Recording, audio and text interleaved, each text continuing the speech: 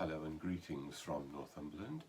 It's the Sunday the 31st of January, and we celebrate in our church, as many churches do today, the feast of the presentation of Christ, the feast that we call often Candlemas.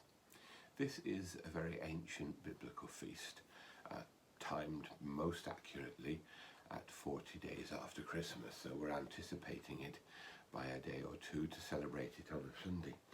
But there are good reasons for doing this. It is a day on which we would love to gather and to celebrate together this marvellous feast of Christ being brought to the temple, where his glory is revealed. These two figures, Anna, the prophetess who has waited and waited for the Christ to come, and Simeon, who has waited too and been promised that he would not see death until the coming of the Christ, greet this 40-day-old child being brought to the temple and revealed as a light to the nations. And of course we have in St. Luke's Gospel the marvellous words of Simeon, "Lord, you let your servant go in peace, your word has been fulfilled. My own eyes have seen the salvation, which you have prepared in the face of all people, a light to reveal you to the nations and the glory of your people Israel." These words are used by many Christians night by night as a reminder of the presence, the glory, the light of Christ, burning forever in the world, as promised to Simeon. And we often use them too at funeral services, as we take the beloved person from church and to the grave, or at the grave itself, before we lay them to rest.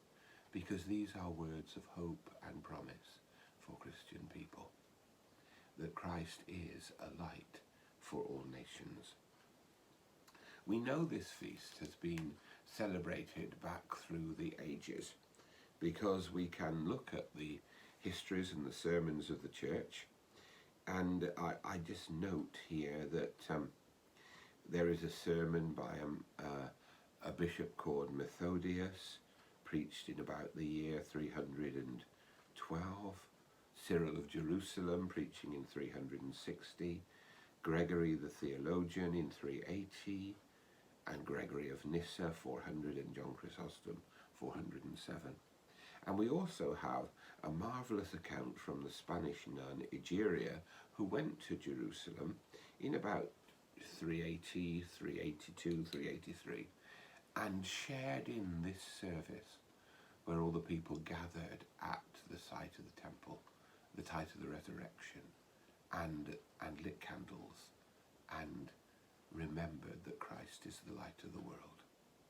And so at our service today, at our Eucharist, which we should be posting about 11 o'clock onto YouTube and social media, we will light a candle, this candle, and we will remember the light of the world.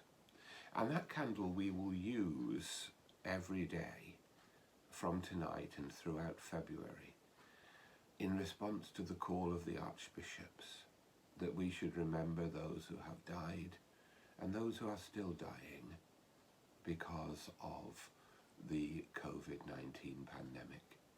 It is a prayer for us, for our nation, for the world, and for all those whose lives has been turned upside down, and indeed many people whose lives have been taken by this dreadful pandemic.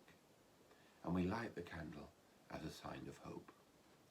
I might suggest to you that if you want, you light this candle at 6 o'clock in your homes in response to the Archbishop's call, and let it burn for half an hour or so. We'll try and put up our night prayer by about 6:30, so it might be sharing in that prayer for 10 minutes concludes your time of vigil each night.